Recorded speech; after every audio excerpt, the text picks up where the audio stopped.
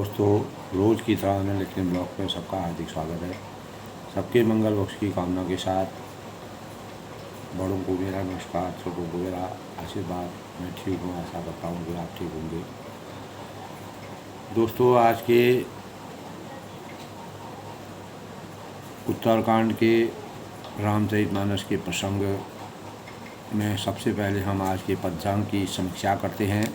आज का पंचांग दोस्तों, आज 24 अगस्त 2024 शनिवार, भाद्र मास के कृष्ण पक्ष की पंचमी तिथि 7:52 तक पंचमी तिथि रहेगी। उसके बाद षष्ठी तिथि 5:31 तक।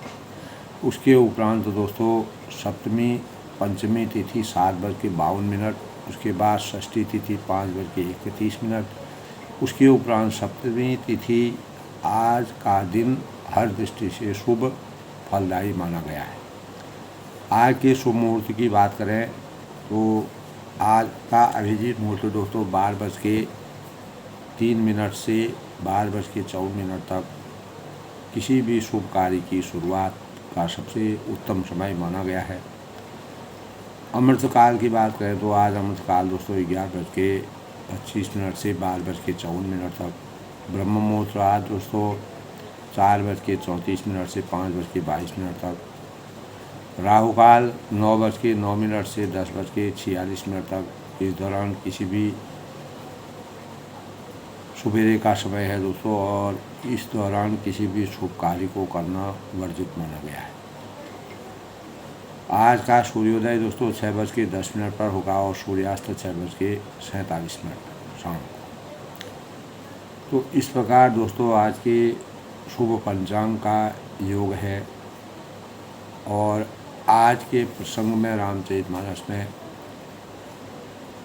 नारद जी मर्यादा पुरुषोत्तम भगवान राम जी का अनेक बार स्मरण करते हैं, ध्यान लगाते हैं और परमात्मा का आशीर्वाद पाने के लिए भवबंधन की कलयुग के पापों को मथने वाले, ममता को मारने वाले तुलसीदास जी के प्रभु, शरणागत की रक्षा करने वाले भगवान रामचंद्र की उन्होंने आराधना की। नारद जी ने जब वशिष्ठ जी के बाद नारद जी अपने आध्यात्म को जगाने के लिए और सांसारिक चीज़ों के वास्तविक ज्ञान को प्राप्त करने के लिए मानव रूप में अवतरित परमात्मा के दर्शन करने के लिए ब्रह्मलोक से अवतरित होते हैं। श्री राम जी के गुण समूह का प्रेम पूर्वक वर्णन करते हैं और नारद जी शोभा के समुद्र प्रभु को हृदय में हमेशा धारण करते हैं। और जब वह उनके दर्शन करने आते हैं तो फिर वह ब्रह्मलोक को चले जाते हैं। यानी बार बार वो अयोध्या में जैसे ही रामचंद्र जी ने राज सिंहासन में अपना अवतरण शुरू किया तो नारद जी अनेकों बार उनके दर्शन करने के लिए ब्रह्मलोक से अवतरित हुए। तो दोस्तों, बड़े भाग मानुष तन पावा, मनुष्य जीवन बड़े भाग से प्राप्त होता है। जीवन में हम अनेक देवलोक में जो ब्रह्म रूप में अवतरित हैं वो भी मानव रूप में अवतरित होने के लिए अनेक प्रकार से परमात्मा से आशीर्वाद यानी परम ब्रह्म परमेश्वर से प्रार्थना करते हैं, याचना करते हैं। तो अनेकों बार दोस्तों जैसे नारद जी ने जो है अपने जीवन में अनेकों बार रामचंद्र जी से उन्होंने संवाद किया। एक बार नारद जी जब रामचंद्र से मिलने आए तो उनको दंडवत करते हुए देखकर श्री रामचंद्र ने नारद जी को देर तक हृदय से लगाया। और नारद जी जब अपने ज्ञान से विचलित हो गए थे, अपने इंद्रियों से विचलित हो गए थे, वह विवाह संबंधों में जुड़ना चाहते थे, तो मर्यादा पुरुषोत्तम भगवान राम जी उनको उनके ज्ञान को प्रकट करने के लिए ज्ञान के अनेक प्रकार की लीलाओं का वर्णन मर्यादा पुरुषोत्तम भगवान राम ने किया। उन्हीं लीलाओं के परिणाम स्वरूप नारद जी को अपार ज्ञान की अनुभूति हुई है। ऐसा रामचरितमानस में प्रसंग है दोस्तों। तो नारद जी हृदय से जब मर्यादा पुरुषोत्तम भगवान राम जी उनको लगाते हैं तो लक्ष्मण जी उनका आदर करते हैं और उनके चरण कमलों को धोते हैं। बहुत प्रकार से विनती करके प्रभु के मन से प्रसन्न जानकर नारद जी कमल के समान हाथों को जोड़कर परमात्मा का ध्यान लगाते हैं और उदार रघुनाथ जी के जीवन का वृतांत करते हैं। सब परिहरहि करहूँ से सेवकाई, सब परिहरहि करियहूँ सेवकाई। जब नारायण जी को ज्ञान की प्राप्ति हुई, ज्ञान जब उनके अंतःकरण में उत्पन्न हुआ, तब वे इस प्रकार के वचन बोलते हैं कि हे नाथ, आपकी कृपा से, आपके आशीर्वाद से मैं मन, वचन और कर्म और मैं इंद्रियों को मेरी स्थिर हो गई है, मुझे ज्ञान की अनुभूति हो गई है और सुख, संपत्ति, परिवार और बढ़ापन सबको त्याग कर मैं आपसे वर मांगता हूँ कि आपके चरणों कमलों में मेरा हमेशा जन्म जन्मांतर आपके शरणों में मैं रहूँ। तो कल के प्रसंग में दोस्तों अनेकों बार नारद जी को मर्यादा पुरुषोत्तम भगवान जी ने ज्ञान से संचित करके परमात्मा की जो अभिव्यक्ति है उसे सुसज्जित करके उनके ज्ञान को की अवधारणा को और नारद जी के अंतर्मन में जो संशय था उस संशय को हमेशा के लिए समाप्त करने का प्रयास किया। ऐसे प्रसंग रामचरितमानस में अनेकों जगह हैं दोस्तों। तो आज दोस्तों शनिवार का दिन है। प्रकृति शनिवार की प्रकृति धारण होती है और यह भगवान भैरव व शनिवार का दिन भैरव देवता की पूजा और शनि देवता की पूजा का दिन माना गया है। समस्त परेशानियों से, दुखों से छुटकारा और शनिवार का उपवास रखने से अनेक प्रकार के रोग, शोक और कष्टों से मुक्ति मिलती है। शनि हमारे जीवन में अच्छे और बुरे कार्यों के प्रदाता होते हैं। कर्म फलों के प्रदाता के रूप में शनिदेव की पूजा की जाती है। बुरे कर्मों से हमें अनेक प्रकार के दंड मिलते हैं और अच्छे कर्मों से हमें हमारे जीवन में मंगल कामनाओं का भाव संचित होते हैं। तो शनिदेव की पूजा अर्चना करने से अनेक प्रकार से हम अपने जीवन को उन्नत करते हैं। तो शनिवार को पूरे दिन विधि विधान के साथ भगवान शिव और हनुमान चालीसा का पाठ करना और शनि पाठ करना और अनेक प्रकार से शनिदेव में तेल चढ़ाना और शनि पर दीपक जलाना, पीपल के पेड़ की पूजा करना। तो ऐसा हमारे शास्त्रों का विधान है कि शनि भगवान जो है पीपल के पेड़ में उनका वास माना गया है। तो शनिवार के दिन दोस्तों काला कपड़ा दान करना चाहिए, तिल दान करना चाहिए, शनि मंत्र का जाप करना, ओम शम शनिश्चाय नमः। समस्त मुसीबतों से हमको छुटकारा मिलता है। शनिवार को दीन हैं, गरीब हैं, हीन हैं, ज़रूरतमंद हैं, उनकी सेवा करना, वृद्धों की सेवा करना। किसी भी वृद्ध को जितना हम वृद्धों की सेवा करेंगे उनके जीवन से हम जितना सेवा भाव अपने मन वचन और कर्म से करेंगे तो हमें उतना शनिदेव हमारे ऊपर उतना प्रसन्न होते हैं, हम रोगों से संकटों से हमें मुक्ति मिलती है, ऐसा हमारे शास्त्रों का। क्योंकि शनिदेव जो है वह दीनहीन और गरीबों के रक्षक माने जाते हैं। तो शनिवारों को वृद्ध है, जो कमज़ोर लोग हैं, असहाय लोग हैं, उनको सताना भी नहीं चाहिए। अनेक प्रकार के जो जीव जंतु हैं, प्राणी हैं, पशु हैं, उनकी सेवा करने का धर्म माना गया है। उनको भोजन खिलाना, दान करना, पुण्य करना। तो शनिवार को दोस्तों खास तौर से बाल उस दिन नहीं कटाने चाहिए, नाखून नहीं काटते चाहिए, ये अशुभ माने जाते हैं। प्रत्येक जातक के जीवन में शनि की 7.5 3 बार आती है, जिसमें 3 बार कष्ट आते हैं और कष्टों के साथ शुचिता के भाव भी संचित होते हैं। जहाँ एक और परेशानी होती है तो कभी भी अगर शनि की 7.5 आती है तो हमको शनिवार का उपवास करना, शनिदेव की पूजा विधि विधान से करना और शनिदेव पर तेल चढ़ाना, शनिदेव के दीपक चढ़ाना और हनुमान चालीसा का पाठ करना। क्योंकि शनि देव कलयुग के अवतारी देवता माने गए हैं, न्याय प्रिय हैं और फलों के प्रदाता माने गए हैं। और हनुमान जी और शनिदेव का दोस्तों आपस में बड़ा गठजोड़ है। कलयुग के देवता के रूप में हनुमान जी और शनिदेव को माना जाए। इसमें अनेक प्रकार के प्रसंग हैं। तो हनुमान जी ने शनिदेव को जो घायल कर दिया था शिव जी ने उनको, तो तब उन्होंने तेल से उनके घाव को पूरा किया। तो हनुमान जी और शनिदेव में आपस में बड़ा कलयुग के देवता के रूप में माने जाते हैं।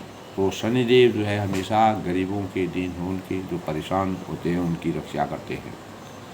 तो शनि को प्रसन्न करने के लिए अच्छे कर्म करने चाहिए और जिससे अच्छे कर्मों से हमें अच्छे फलों की प्राप्ति होती है। शनि को प्रसन्न कर्मयोग और दान पुण्य यज्ञ करने से और काल भैरव की पूजा करना भी इसलिए अच्छा माना जाता है। किसी प्रकार के नशीले या तामसिक भोजन को नहीं करना चाहिए। तिल के तेल का दीपक जलाना शुभ माना गया है। ओम शम शनिश्चाय नमः का 108 बार जाप शनिवार को करना चाहिए। जिस भी जातक के जीवन में शनि कमज़ोर होते हैं, शनि नीच ग्रह पर बैठे रहते हैं, तो उन लोगों को ओम शम शनिश्चाय नमः का जाप करके शनिदेव को प्रार्थना करनी चाहिए। तो शनि की कमज़ोरी का कारण यही होता है कि दोस्तों हम हमेशा परेशान रहते हैं और अनेक प्रकार के कष्ट होते हैं, कार्य करते करते बिगड़ जाते हैं और अनेक प्रकार के रोगों से, कष्टों से हम वो हो जाते हैं, व्यस्त हो जाते हैं, विकार हमारे शरीर में आने लगता है। तो अगर हमारा और मन विचलित होने लग जाता है तो शनि हमको चक्करों में घुमा देता है।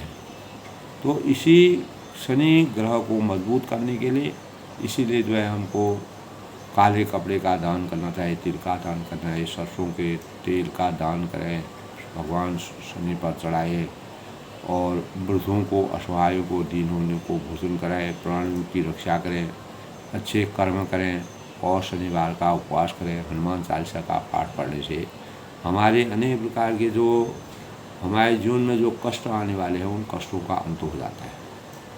तो इस प्रकार दोस्तों व्यावसायिक जीवन में हम लाभ प्राप्त करते हैं।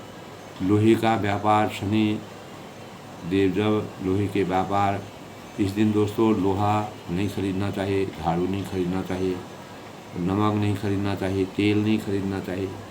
तो वह नकारात्मक ऊर्जा हमारे घर में लाते हैं। इसलिए नकारात्मक ऊर्जा न आने के कारण हमको ये चीज़ उस दिन खरीदना न्याय चीज अच्छा नहीं माना गया है। तो जो भी जातक शनिवार को जन्म लेते हैं वह दृढ़ निश्चयी होते हैं, बुद्धिमान होते हैं, व्यावसायिक होते हैं, सीधे साधे स्वभाव के होते हैं और शनिवार को काले और गहरे नीले कपड़े पहनना ठीक माना गया है। तो इस प्रकार शनिदेव कलयुग के देवता के रूप में माने गए हैं। ये हमारे आध्यात्म में दोस्तों इस प्रकार के हमारे शास्त्रों में इस प्रकार का विधान है। जब समुद्र मंथन हुआ था उसमें शनिदेव की भी अपनी महत्ता रही है, तो उन्होंने न्याय, तभी से वह न्याय के देवता कहलाए और अनेक कष्टों को प्राप्त करने के बाद भी उन्होंने न्याय को ही अपना जीवन का मुख्य उद्देश्य बनाया। तो इस प्रकार दोस्तों कल के प्रसंग में हमने उत्तरकांड का प्रसंग चल रहा है। नारद जी और श्री रामचंद्र जी के दर्शन करने जब वशिष्ठ जी आते हैं तो वह एक ही चीज़ परमात्मा से मांगते हैं कि इस जन्म जन्मांतर के जो अनेक प्रकार के बंधन हैं उनसे मुक्ति पा करके मुझे आपके जन्म जन्मांतर आपके चरण कमलों की सेवा करने को लोग मुझे बोले, यानी अपने चरण कमलों में हमेशा मुझे स्थान दें, अपने हृदय में मुझे अपना स्थान दें। तो वशिष्ठ जी ने दोस्तों ऐसा कहकर मुनि वशिष्ठ घर आए और वे कृपा सागर श्री राम जी को मन को बहुत ही अच्छे लगे। कुलगुरु थे, बचपन से ही उनके कुल में रहते थे। तो कुलगुरु दोस्तों हमेशा पूजनीय होते हैं। तो मर्यादा पुरुषोत्तम भगवान जी तो रामचरितमानस में दोस्तों सूर्य कुल की मर्यादा रखी है रघुवंश की। तो कुलगुरु के रूप में कुलगुरु के आज्ञा के बगैर कोई भी कार्य की शुरुआत नहीं होती है, क्योंकि वह इस प्रकार से संकल्पित होते हैं। कितना भी प्रभावशाली होने पर भी जब तक कुलगुरु की आज्ञा नहीं होगी तब तक वह कार्य संपन्न नहीं होगा। तो वशिष्ठ जी ने हमेशा राजा दशरथ जी का कल्याण किया और रामचंद्र जी हमेशा उनके सानिध्य में रहे। उनसे उन्होंने अनेक प्रकार की कला कौशल दीक्षा ज्ञान प्राप्त किया। तब वे ब्रह्मलोक से आकर के कृपा सागर श्री राम जी को मन में बहुत ही अच्छे लगते थे और अनेक प्रकार से उनकी आराधना करते थे, प्रणाम करते थे और उनके चरण को धो करके उनका जल अर्पित कर प्राप्त करते थे। तो सेवकों तब वह कहते हैं कि सेवकों को सुख देने वाले श्री रामचंद्र जी हनुमान जी तथा भरत जी आदि भाइयों को साथ लिया। उन्होंने कृपालु श्री राम जी नगर के बाहर गए, वहाँ उन्होंने हाथी रथ और घोड़े मंगवाए। उन्हें देखकर कृपा करके प्रभु को सबकी सराहना की और उनको जिसने चाहा उसको उन्होंने उचित जान कर दिया। तो संसार के सभी समूह को हरने वाले प्रभु भगवान श्री रामचंद्र जी हाथी घोड़े बांटने में उस समय का दोस्तों ऐसे प्रकार का परिवेश था। तो रामराज बैठे त्रिलोका हर्षित भये गए, सफरों का श्रम का अनुभव किया और श्रम मिटाने को वहाँ गए। शीतल आम की बगिया में आनंद की अनुभूति की और भरत जी ने अपना वस्त्र बिछा दिया। प्रभु उस पर बैठ गए और सब भाइयों की सेवा करने लगे। तो उस समय पवन पुत्र हनुमान जी यानी रामचंद्र जी की अपार सेवा करते थे। तो वशिष्ठ जी ने हमें यही कहा था रामचंद्र जी की नाथ एक बर मांगहूँ राम कृपा करि देव, जन्म जन्म प्रभु पद कमल कबहु न घटे जन देव। यानी हे नाथ, हे श्री राम जी, मेरा आपसे मैं एक ही वरदान मांगता हूँ कि कृपा मांगता हूँ कि कृपा उसको मुझे अपनी दया दृष्टि अवश्य डालेगा। प्रभु के चरणों में मेरा प्रेम जन्म जन्मांतर पर कभी न घटे। यानी जो मर्यादा जिसके जैसे भावों से प्रभु के चरणों में मेरा स्नेह है, प्यार है, वह हमेशा मेरे जीवन पर बना रहे। तो संसार मारुत सुत सब मारुत करई, पुलक बपुस लोचन जल भरई, हनुमान सम नहीं बड़भागी, नहीं को राम शरण रागी। तो उस समय पवन पुत्र हनुमान जी मर्यादा पुरुषोत्तम भगवान राम जी का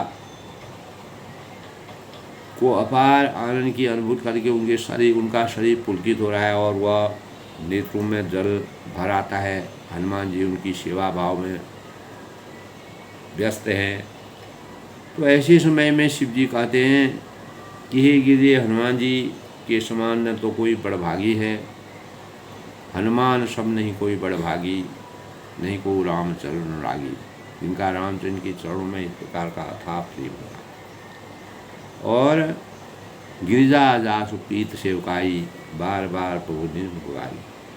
और ये भी कहते हैं कि श्री राम जी के चरणों का प्रेमी ही, जिसके प्रेम और सेवा में प्रभु ने अपने श्रीमुख से बार बार बढ़ाई की है। परमात्मा का आशीर्वाद हनुमान जी पर है। हनुमान जी की बार बार वह परीक्षा भी लेते हैं और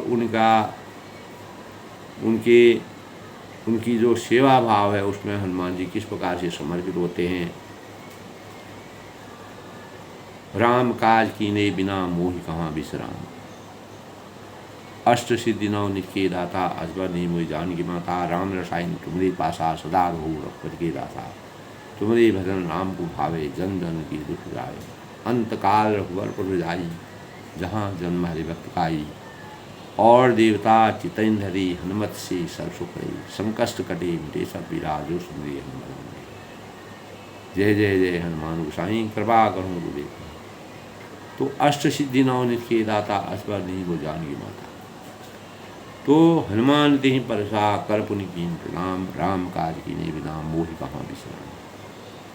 तो उस समय पवन पुत्र हनुमान जी, पवन यानी उनको हवा कर रहे हैं, उनका शरीर पुलकायमान हो रहा है और नेत्रों में प्रेमाशुओं का जो स्नेह रूपी प्यार से भरा हुआ जो जल प्रवाहित हो रहा है।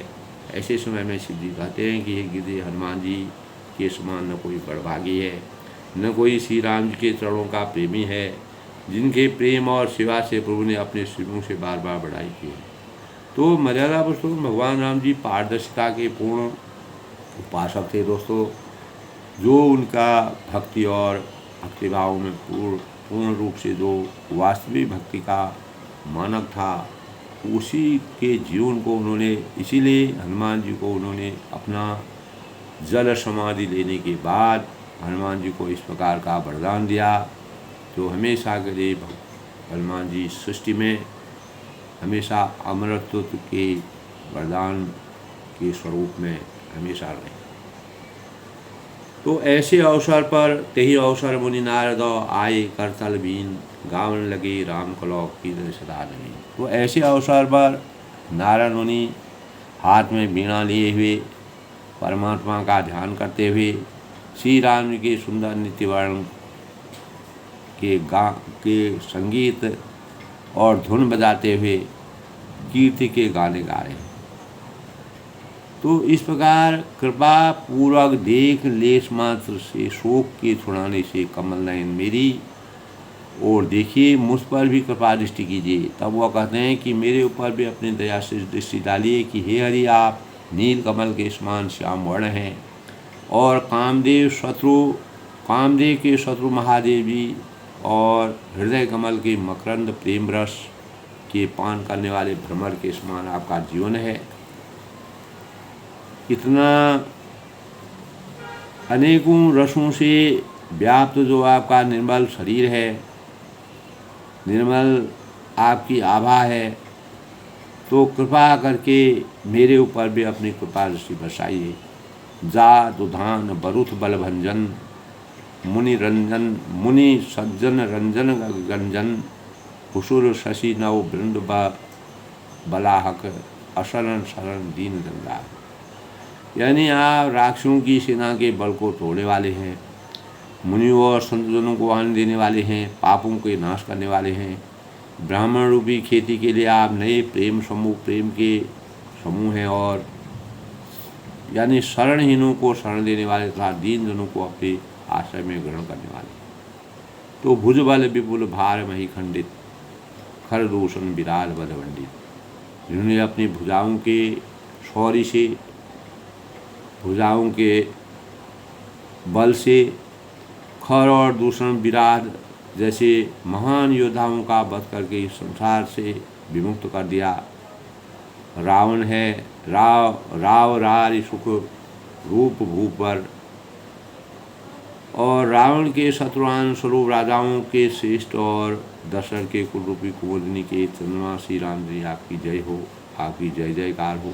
सुजस पुराण विधि निवासम, आपका सुंदर यह पुराण में, वेदों में, तंत्र आदि में, शास्त्रों में प्रकट है। और देवता मुनि और संत गावत सुर मुनि संत समान, देवता हैं, मुनि हैं और संत हैं, समुदाय उसे गाते हैं। और कारुणिक बैली की मद खंडन, आप करुणा करने वाले और झूठे मत का नाश करने वाले और सब प्रकार के कुशल से अयोध्या जी के भूषण हैं। यानी इस अयोध्या नगरी, इस पावन नगरी के एक उपहार के रूप में, एक भूषण के समान आपका जीवन है, आपका जीवन चरित्र है। कलिमल मथन नाम ममता है, आपका नाम कलयुग के पापों को मत करके उनका ममता को, अनेक प्रकार के जो माया मोह ममता से लिप्त अभिव्यक्ति है उसको हमेशा दूर करने की क्षमता आपके ऊपर है। तो ऐसे भावों से तुलसीदास जी मर्यादा पुरुषोत्तम भगवान राम जी का एक सेवक के रूप में इस साहित्य की रचना करके अपार सुख की अनुभूति करते हैं। वही कहते हैं कि शरणागत की रक्षा करने वाले आ हमारी रक्षा कीजिए। तो ऐसे अवसर पर नारद जी ने भी अपने जीवन को परमात्मा में आसक्त किया और परम ब्रह्म परमेश्वर रामचंद्र जी का आशीर्वाद प्राप्त किया। तब श्री राम जी के गुण समूह का प्रेम पूर्वक वर्णन करके मुनि नारद जी शोभा के समुद्र प्रभु के हृदय में धरकर जहाँ ब्रह्मलोक को वह चले जाते हैं। तो इस प्रकार दोस्तों पुराने जो आज से हजारों 16वीं सदी में जब तुलसीदास ने इस रामचरितमानस की संरचना की थी, तो मर्यादा पुरुषोत्तम भगवान राम जी का जीवन चरित्र उन्होंने कैसे अपने चिंतन में उतारा होगा और उसका साकार सचित्र वर्णन करके मानव जीवन की कल्पना को और इस कलयुग के अनेक प्रकार के पापों का हरण करने के उन्होंने मर्यादा की जो रचना की, जो मानव जीवन के लिए हमेशा के लिए प्रेरणा के स्रोत के रूप में अवतरित, प्रत्येक भाव में अपार आनंद की अनुभूति होती है और मानव जीवन की सार्थकता का सबसे बड़ा अच्छा स्रोत, सबसे बड़ा स्रोत है। तो अगर हम दोस्तों वर्तमान जीवन के परिदृश्य से देखते हैं तो हमारा वर्तमान जीवन प्रेम विहीन हो गया है। नारद जैसे मुनि के अंदर अंतर्मन में परमात्मा के प्रति इतना प्रेम जागृत हुआ, तो भावना विहीन मानव दिन पर दिन होते जा रहा है। आज कलिकाल में भी तुलसीदास ने इस प्रकार का प्रयास किया है कि लोग जो है रामचरितमानस का श्रवण करें और उसके सही सानिध्य से अपने जीवन को सही मार्ग पर अवतरित करें, अग्रसित करें। तो इस प्रेम विहीनता को समाप्त करने के लिए, भावना विहीनता को उदात करने के लिए भगवान कहते हैं कि अपान अगर दुर्बल हो जाए तो जैव प्रकृति भी सुधा बढ़ जाती है और प्राण दुर्बल हो जाते हैं। तो भावुकता मानव की भक्ति है। तो भावुकता भावना में परिवर्तित नहीं हो पाती है। अगर प्राण और अपान की गति रुद्ध हो जाए, प्राणायाम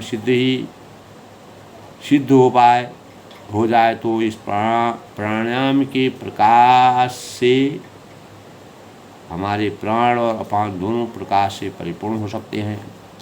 जब हम रामचरितमानस का श्रवण करते हैं तो उत्तरकांड में दोस्तों सार रूप में तुलसीदास ने ये वर्णन किया है कि अपान में प्राण का हवन करना यानी अपनी वासनाओं में भावना घोलना, इसीलिए कहते हैं कि भक्ति। इसीलिए वशिष्ठ जी और नारद जी जो है अंततो गता मर्यादा पुरुषोत्तम भगवान उनकी शरण में आए।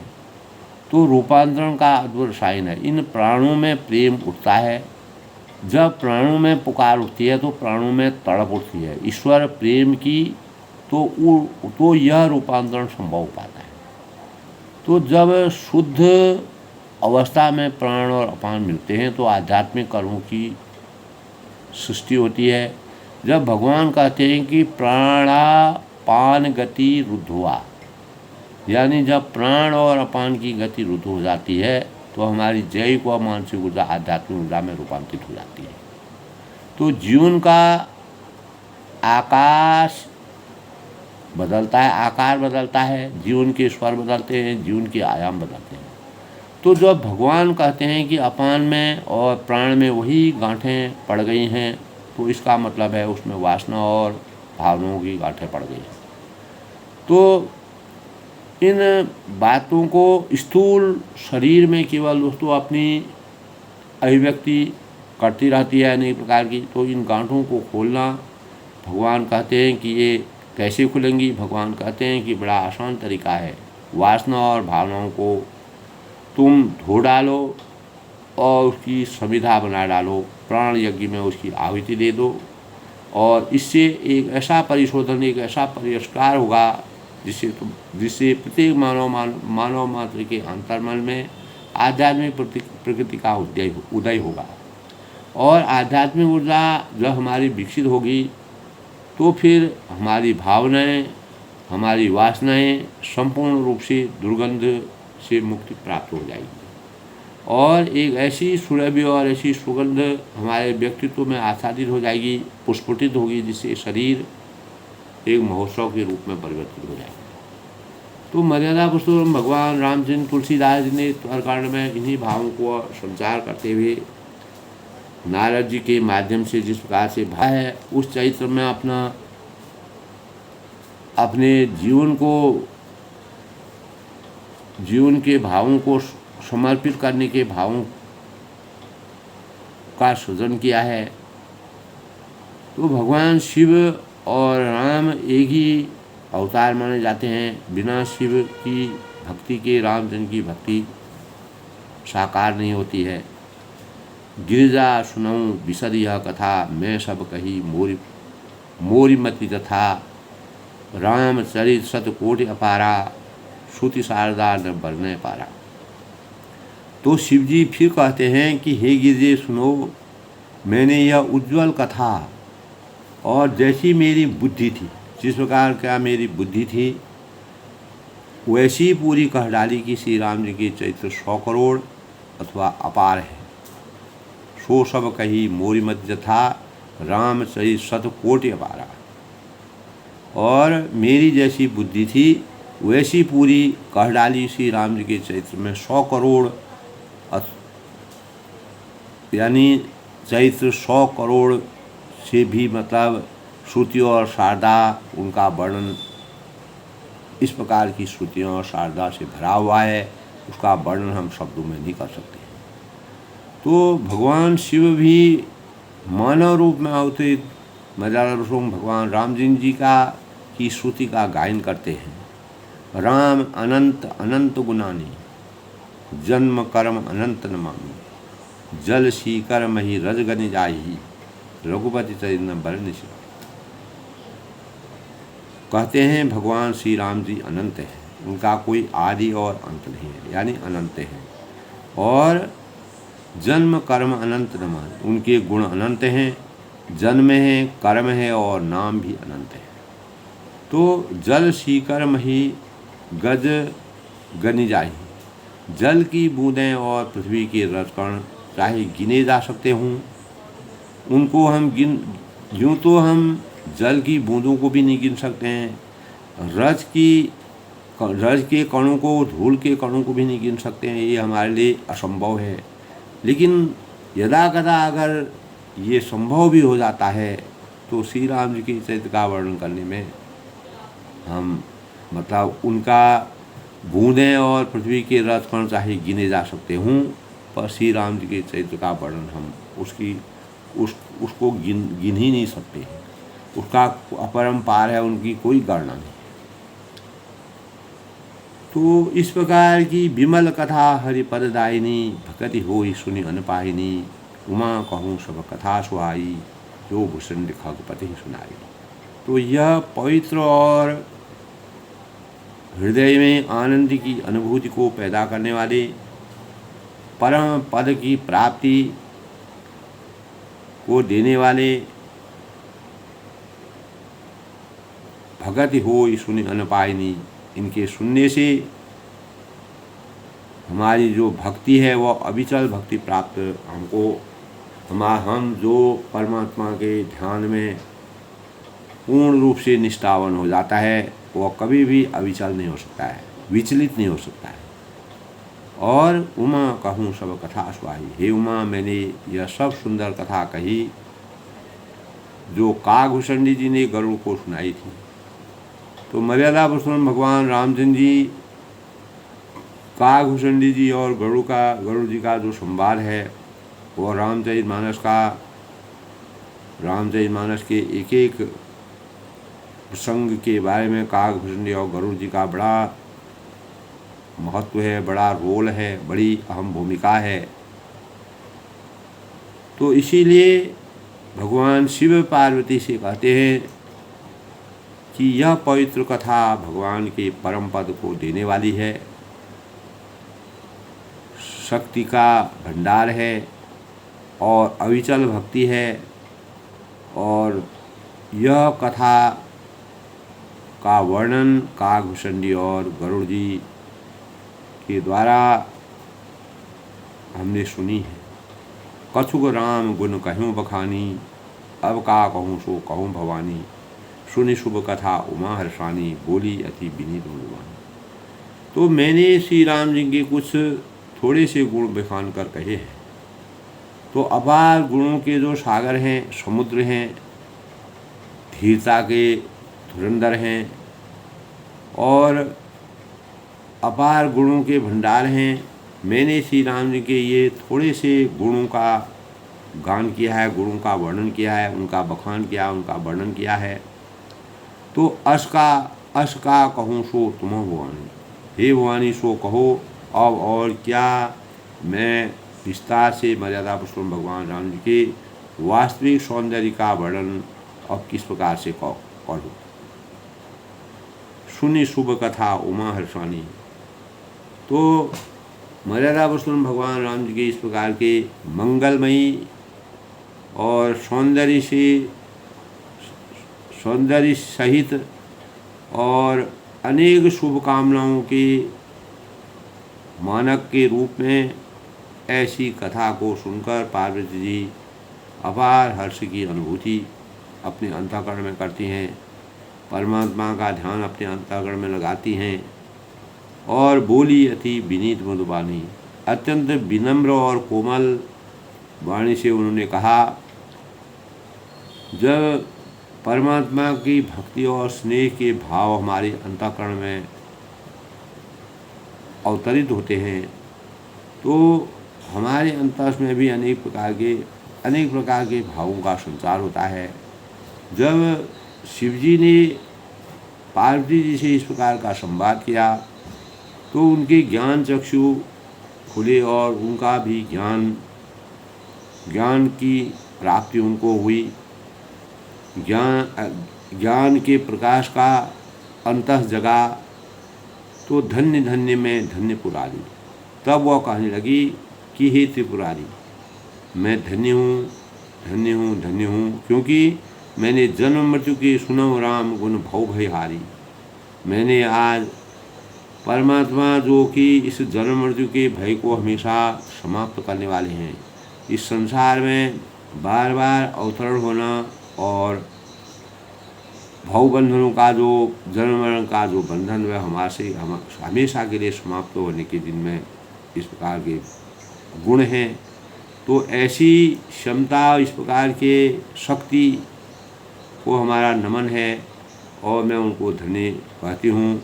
उन्हीं के साथ हमारा जीवन भी हमेशा के लिए धन्य हो गया और हम परमात्मा की प्राप्ति करके अपने निर्मल चरित्र के निर्माण करने में समर्थवान हो गए।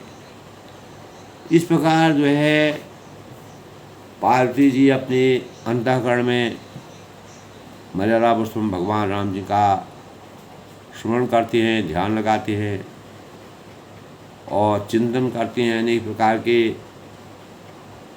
सुंदर भावों का उनके अंतःकरण में प्रवेश होता है और वह धन्य की अधिकारिणी होती हैं। तो तुम्हारी कृपाए तो न अब कृतकृत्य न मोह।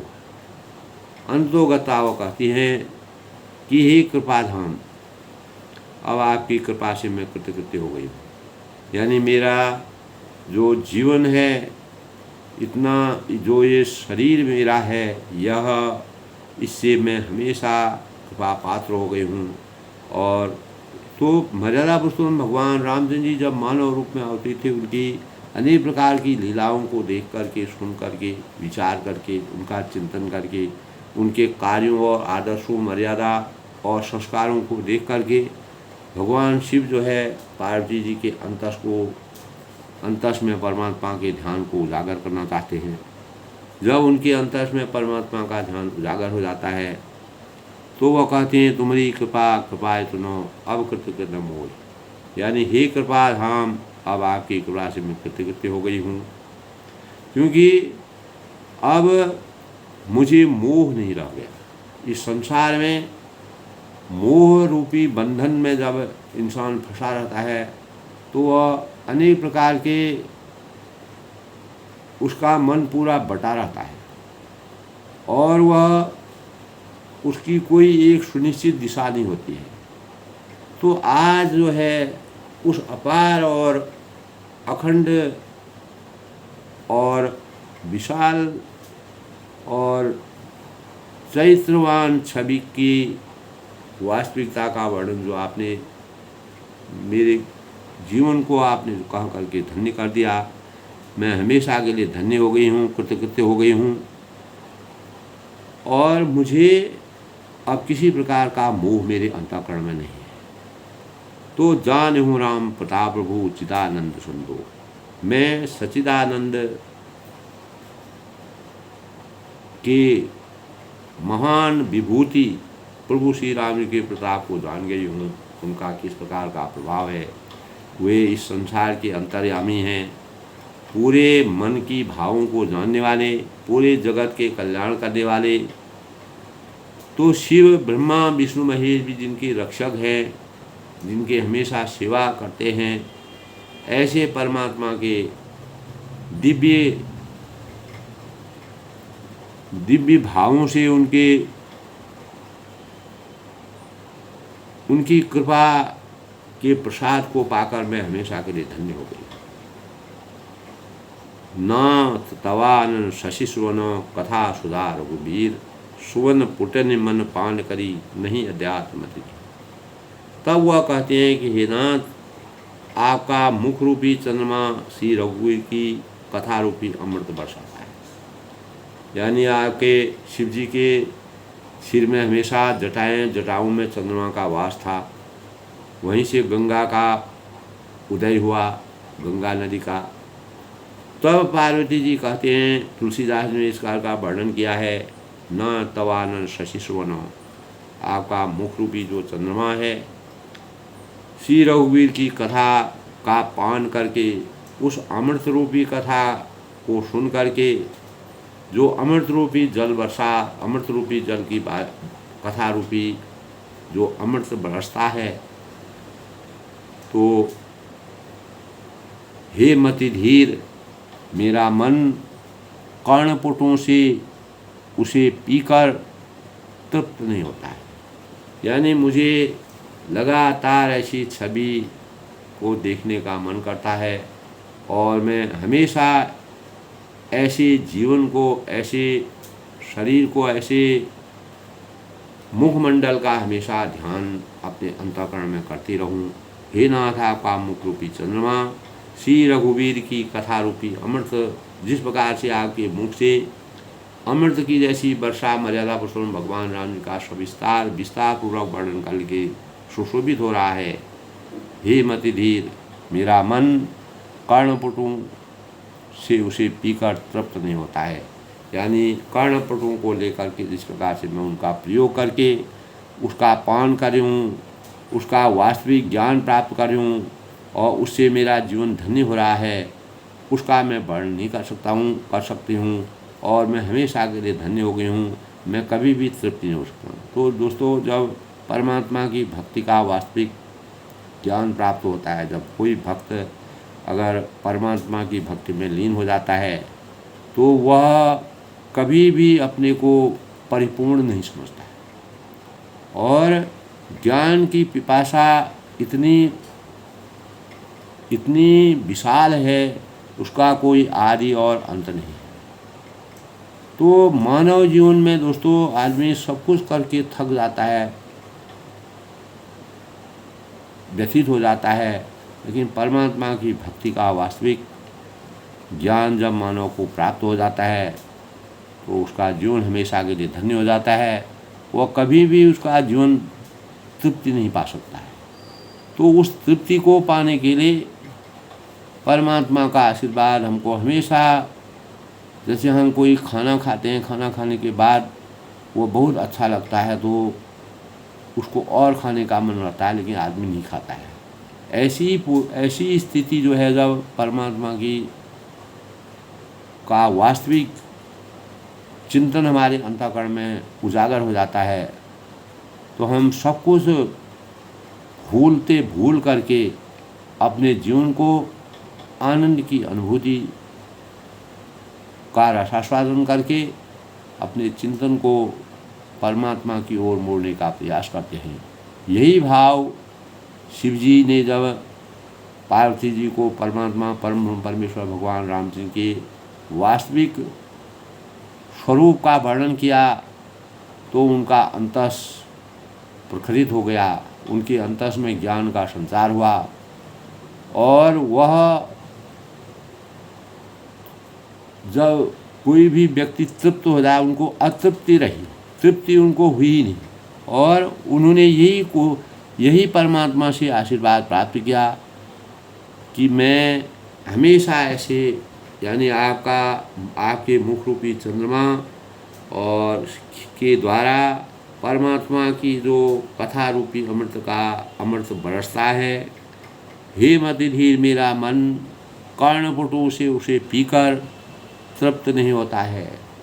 मुझे कभी भी परमात्मा की भक्ति के बिना मेरा जीवन कभी भी तृप्त नहीं होगा। मैं हमेशा परमात्मा की भक्ति में लीन हो जाऊँगा। तो दोस्तों, आज के रामचरितमानस के उत्तरकांड के प्रसंग में नारद जी के जीवन के वृत्तांत के बाद जब भगवान शिव उनके परमात्मा के प्रेम रूपी भक्ति का वर्णन पार्वती जी से करते हैं तो परमात्मा की भक्ति में क्या अपार छवि है, उस छवि का वर्णन करते हैं कि पार्वती जी हमेशा के लिए धन्य हो जाती हैं। और इसी प्रकार दोस्तों, अगर हम सदा और भावों से अपने अज्ञान रूपी अंधकार को जगा करके ज्ञान रूपी प्रकाश का संचार और परमात्मा की छवि को अपने अंतस में जागृत करेंगे, निश्चित ही हमारा जीवन धन्य हो जाएगा और हमको अनेक प्रकार के जो जन्म मरण के बंधन हैं उनसे किसी प्रकार का कोई परेशानी नहीं होगी, किसी प्रकार का कोई सोच नहीं होगा, कोई विकार हमारे अंतःकरण में नहीं होगा। हम सांसारिक माया मोह के बंधनों से विरक्त रहेंगे और अपने जीवन को हमेशा हर परिस्थिति में, हर स्थिति में अपने जीवन को परमात्मा के रूप में आसीन करने के लिए प्रतिबद्ध रहेंगे। अपनी वाणी को विराम देते हुए सबके मंगल भोग की कामना के साथ परमात्मा का आशीर्वाद सभी पर बना रहे, सबके मंगल जीवन की कामना के साथ भगवान का आशीर्वाद बने रहे। सब लोग सुखी रहें, प्रसन्न रहें, खुश रहें।